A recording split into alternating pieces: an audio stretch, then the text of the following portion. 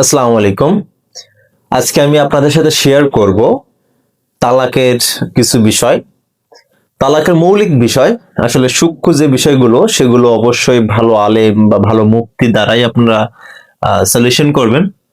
তবে অনেক একটা বেসিক কিছু ইনফরমেশন আমরা জানি না, যার ফলে তালাক হয়ে যাওয়ার পরেও আমরা তাদের সাথে সংসার করি, কিংবা তালাক যে হয়ে যাচ্ছে সেটা আমরা জানি না অজান্তেই, কিংবা দেখা যাচ্ছে যে তালাকের মাসলা না জানার ফলে আমরা যে সমস্যাটা ফেস করি, তালাক হয়ে যাচ্ছে, তারপরে অবৈধ বা জারজ সন্তান জন্ম দিচ্ছে না জেনে। তো তালাকের এই বিষয়টি নিয়ে কেন আলোচনা করছে, আসলে আমার একটি গ্রুপ আছে যেখানে ইসলামিক প্রশ্ন উত্তর পর্ব হয় এবং সেখানে ইসলামী আলোচনা করা হয়। তাছাড়া দেখা যাচ্ছে যে মাদ্রাসা কেন্দ্রিক স্টুডেন্ট হওয়ার ফলে আমার কাছে অনেকে তালাকের মাসলার বিষয়ে আসে, যদিও আমি যোগ্য না, তবে যেহেতু আমি এটা নিয়ে একটু আলোচনা করি বা নাড়াচাড়া করি, এই কারণে অনেকে আমার কাছে আসতো।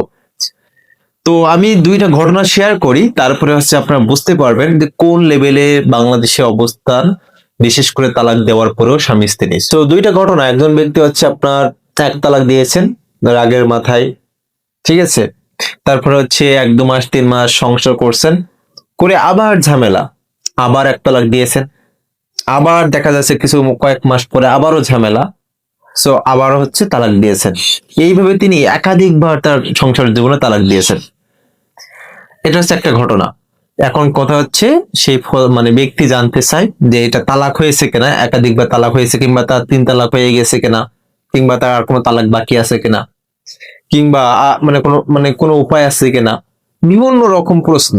এটা হচ্ছে 1 নম্বর একটা ঘটনা। 2 নম্বর ঘটনা, যে একজন ব্যক্তি, পুরুষ, সে তার স্ত্রীকে তালাক দিয়েছেন এবং তালাক নামা পাঠিয়ে দিয়েছেন, অর্থাৎ আপনার যেটা কোর্টের মাধ্যমে যে তালাক পত্র পাঠানো হয় সেটি পাঠিয়েছেন। সো তারপরে ওই ব্যক্তি আবার সেই বিদেশে যাওয়ার আগে হচ্ছে আপনার তালাক পত্র পাঠিয়েছিলেন, বিদেশ থেকে এসে বলছেন যে তালাক হয়নি, কারণ কি তার স্ত্রী আপনার তালাক নামায় সিগনেচার করেননি। সো একটা ঘটনা। তারপর তারা আবার মানে করেন যে মেলামেশা শুরু। তো এই দুইটা ঘটনা, তাছাড়া আরো অনেকগুলো ঘটনা আমরা জানি।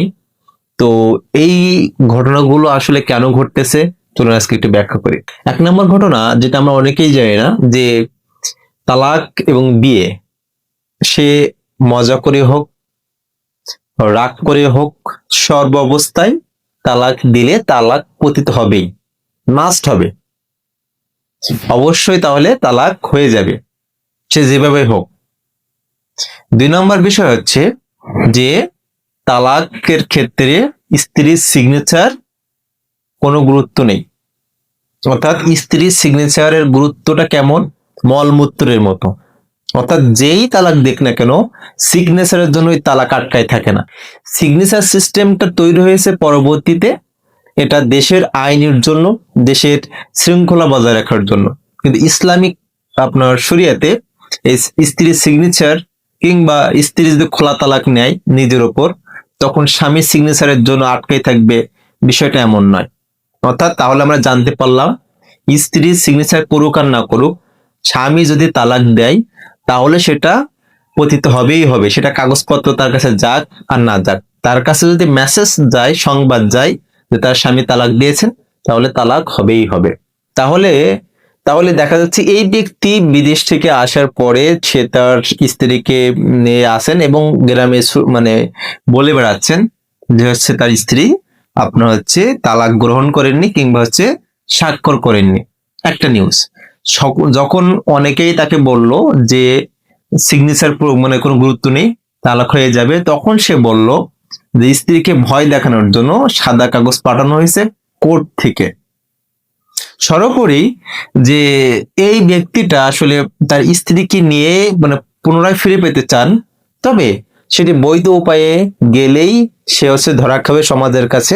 সে যদি বৈধ উপায়ে আপনার দেখা যাচ্ছে যে হ্যাঁ তালাক দিয়ে দিয়েছে, যদি 1 তালাক হয় বা 2 তালাক দিয়ে থাকে, তাহলে পুনরায় বিয়ে করলে কিন্তু আবার একটা সুযোগ থাকে 3 তালাক না হওয়া পর্যন্ত।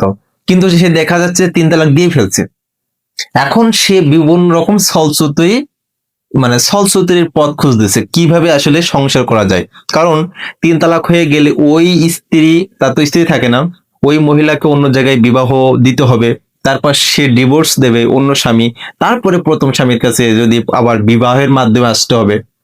So এই সিস্টেম গুলো তো হবে না। এখন সে চাচ্ছে এই সিস্টেম গুলো ছাড়াই তার মানে যে আগে যে স্ত্রী তালাক দেওয়ার পরেও এখন তাকে নিয়ে থাকতে, এখন কি করার দরকার? সমাজে বিভিন্ন রকম তখন তথ্য দিচ্ছে, না না না আসলে তালাক হয়নি, কারণ সে সিগনেচার করেনি স্ত্রী, কিংবা দেখা যাচ্ছে আসলে ওটা আপনার হচ্ছে খোলা মানে ফাঁকা কাগজ ছিল একটা ভয় দেখানোর জন্য। অর্থাৎ অনেক রকম কথাবার্তা বলে অবৈধ সম্পর্ককে বৈধ করার চেষ্টা করতেছে। অতএব এখানে আমরা একটা ক্লিয়ার মেসেজ পাইলাম যে স্ত্রীর সিগনেচার হচ্ছে বা যে কোনো তালাক দিলেই পতিত হবে। এখানে সিগনেচার হচ্ছে মলমূত্রের মতো, মানে ইসলামের শরিয়াতে, কিন্তু দেশীয় আইনে অনুযায়ী এটার অনেক গুরুত্ব আছে, কারণ আপনাকে প্রমাণ রাখতে হবে যে আপনার তালাক দিয়েছেন বা নিয়েছেন, এবং এটি আসলে অনেক গুরুত্বপূর্ণ ভূমিকা পালন করে দেশের শৃঙ্খলা বজায় রাখার জন্য। তো এটা গেল 2 নম্বর ঘটনা। 1 নম্বর ঘটনায় আমরা ফিরে আসি যে 3 মাস পর, 6 মাস পর বা 1 বছর পর বা 10 বছর পর পর একটা একটা তালাক দিচ্ছে, বা একবারে 8-10টা তালাক দিয়ে দিচ্ছে, সেক্ষেত্রে তালাক হচ্ছে। So এই যে ব্যক্তি এই যে তার জীবনে 10-12 বছর সংসারে তালাক দিয়েছেন অনেকবার, তালাক দিয়েছেন অনেকবার একাধারে, এখন সে ফতোয়া, সে জানে যে হানাফি ফিকহ শাস্ত্র অনুযায়ী, হানাফি আলেমদের মতে 1 বৈঠকে 3 তালাক দিলে 3 তালাক হয়ে যায়, 1 তালাক হবে না, 3 তালাকই হবে। এই কারণে এই ব্যক্তি যাচ্ছেন না হানাফি আলেমদের কাছে, যাচ্ছেন আহলে হাদিস আলেমদের কাছে। কারণ আহলে হাদিস আলেমদের মতে এক এক বৈঠকে 3 তালাক দিলে 1 তালাক হবে। এই বেচারা কি করছেন? আহলে হাদিসদের কাছে যাচ্ছেন।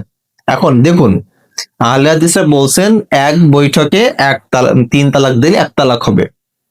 এইভাবে 3 ইদ্দত, প্রায় 3 মাস আপনার হচ্ছে 3টা তালাক দিতে হবে। এটা হচ্ছে সবচেয়ে উত্তম উপায়, বা এটা হচ্ছে তালাক দেওয়ার আপনার শ্রেষ্ঠ উপায়। এখন কথা হচ্ছে আহলে হাদিস এখন এইটা বলে নাই যে আপনি এখন একটা তালাক দিয়েছেন, 3 মাস পরে আরেকটা তালাক দিয়েছেন, আবার 6 মাস পরে আরেকটা তালাক দিয়েছেন, এই টোটাল মিলে 3টা তালাক হয়নি বা হবে না, এমনটা কিন্তু আহলে হাদিসরা বলে না। অতএব প্রথম ব্যক্তি যে রাগ করে হোক, প্রায় ঝগড়া করে তার স্ত্রীকে তালাক দেন, অবশ্যই সেগুলো তালাক হয়েছে।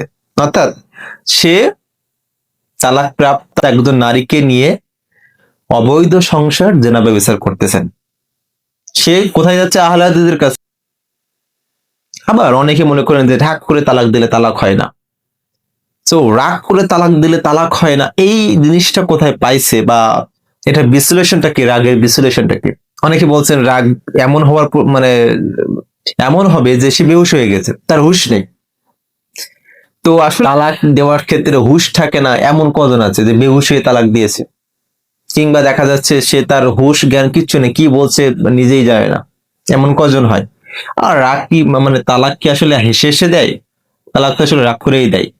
অতএব যারা আসলে মানে এই ফতোয়াটা নিতে চাচ্ছেন যে আহলে হাদিসদের কাছে গেলে 3 বা 4 বা 100 তালাক দিলাম 1 বৈঠকে, তালাক হলো না, তালাক হলো না কে বলছে? 1 তালাক হবে। আপনি আবার যখন তালাক দিবেন আরেক তালাক হবে। যদি এক ইদ্যতের মধ্যে দেন, সেই ইদ্যত চলাকালীন তালাক দেওয়া হারাম, কিন্তু তালাক পতিত হবে।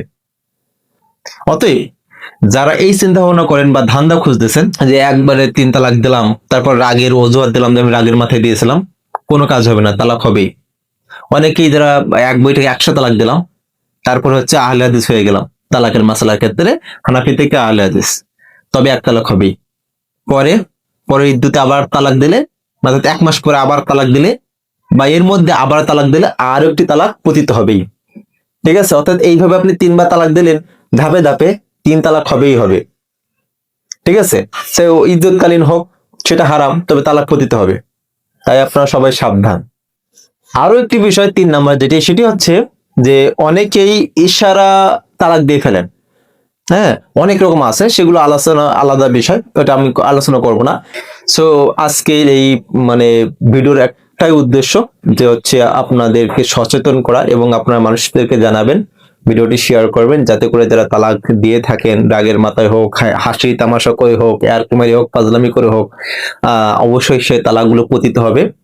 দুই নম্বর হচ্ছে স্ত্রীর সিগনেচারের জন্য অনেকেই দেখা যাচ্ছে বিভিন্ন সমাজে বিভিন্ন রকম এর রটানো করে, এগুলো হচ্ছে ভুল কথা। আপনার স্ত্রীর সিগনেচারের কোনো মূল্য নেই, বা স্বামীর সিগনেচার স্ত্রী তালাক দেয় সেটাও মূল্য নেই। আরেকটি বিষয়, অনেকে দেখা যাচ্ছে একটা ঘটনা ঘটে, স্ত্রীরা তালাক দিয়ে থাকে স্বামীদের। আসলে এই স্ত্রীরা স্বামীদের তালাক দিতে পারেন না, কিংবা নারীরা পুরুষের তালাক দিতে পারেন না, নারীরা হচ্ছে নিজেদের উপর তালাক নিতে পারেন। এখন এই তালাক নেওয়ার ক্ষেত্রে যে কন্ডিশন গুলো ওই পুরুষ মানুষ দিয়ে থাকেন বাংলাদেশের আইন অনুযায়ী, ওই কন্ডিশন অনেক সময় দেখা যাচ্ছে ফিল আপ করেন না। ঠিক আছে, দেখা যাচ্ছে যে স্ত্রী স্বামী হচ্ছে পাগল হয়ে যায় না, কিংবা বেদিন হয় না, কিংবা হচ্ছে তাকে অত্যাচার করেন না, কিংবা দেখা যাচ্ছে তাকে ভরণ পোষণ দেয় না, এমনটা না, ভরণ পোষণ দিয়ে থাকেন। তাহলে দেখা যাচ্ছে কিসের কারণে ওই মহিলাটা পুরুষকে তালাক দিচ্ছেন? কারণ হচ্ছে তার পছন্দ হয়নি, হয়তোবা কালো, কিংবা খাটো, কিংবা টাকা পয়সা নেই, কিংবা দেখা যাচ্ছে তার আগে একটা সম্পর্ক ছিল যে যার ফলে কিছুদিন পর ভালো লাগতেছে না, মনে মিল নাই বা আন্ডারস্ট্যান্ডিং নেই, তখন ওই কি করতেছে, ওই নারী হচ্ছে ওই পুরুষকে তালাক দিয়ে দিচ্ছেন। এই ক্ষেত্রে কিন্তু তালাক হচ্ছে না, কারণ যে ক্ষমতা বলে আপনাকে তালাক দেওয়ার দিয়েছে, মানে আপনার অধিকার দিয়েছে, ওই ওই অধিকারটি পাইতে গেলে আপনাকে দেখতে হবে যে আপনাকে যে ক্ষমতাটা দেওয়া হয়েছিল সেই ক্ষমতাটা ঠিক আছে কিনা, যে সুযোগটা দেওয়া হয়েছিল সেই সুযোগটা ঠিক আছে কিনা। তা নাহলে আপনি যে তালাক দিয়েছেন আন্দাজে, অথচ আপনাকে সে মানে অসৎ আচরণ করতেছেন আপনার সাথে, আপনাকে সে হচ্ছে মানে ভরণ পোষণ দিচ্ছে না এমনটি নয়, কিংবা সে কাফের হয়ে যায়নি, কিংবা সে পাগল হয়ে যায়নি, কিংবা সে বিভিন্ন দেশে চলেও যায়নি যে তার কোনো খোঁজ খবর নেই, কোনো কিছুই না, ভালো লাগছে না, অন্য একজন সম্পর্ক ছিল, আপনি তালাক দিয়ে দিয়েছেন। এটা কিন্তু তালাক হিসেবে হবে না। আপনি কোনো আলিমের কাছে যাবেন, একই কথা বলবে। সো তালাক দেওয়ার ক্ষেত্রে অবশ্যই সাবধানতা অবলম্বন করবেন, যাতে করে আপনার পরবর্তী সন্তানগুলো বৈধ হয়, কুলাঙ্গ সন্তান জন্ম না গ্রহণ করে, বা জারজ সন্তান জন্মগ্রহণ না করে। এই বিষয়টা সতর্ক রাখবেন, কারণ আমাদের সন্তানের অনেক সময় খারাপ হয়ে যায়। অনেক সন্তান দেখবেন এই সমাজে খারাপ, আমরা জানি না কি কারণে এত মানে কুলাঙ্গার সন্তান বা খারাপ সন্তান জন্মগ্রহণ করেছে। কারণ হচ্ছে একটাই, তার পিতামাতা দেখা যাচ্ছে পিতামাতার অবৈধ সম্পর্কের ফলে ওই সন্তানটি এসেছে, যার ফলে ওই সন্তানটা হচ্ছে এই দেশের জন্য, সমাজের জন্য, পরিবারের জন্য কুলাঙ্গর, এবং দুনিয়ার যত খারাপ কাজ সে করে বেড়ায়। কারণ সে আসলেই মানে অনেক যারা সন্তানও ভালো কাজ করে, এটা অস্বীকার করতেছি না, তবে যারা সন্তান ও যখন হয়, অবৈধ সন্তান হয়, তখন কিন্তু তার একটা প্রভাব থেকেই যায়। সো আশা করি আপনারা তালাক দেওয়ার সাবধানতা অবলম্বন করবেন। আজ এই পর্যন্তই। আসসালামু আলাইকুম রহমতুল্লাহি ওয়া বারাকাতুহু।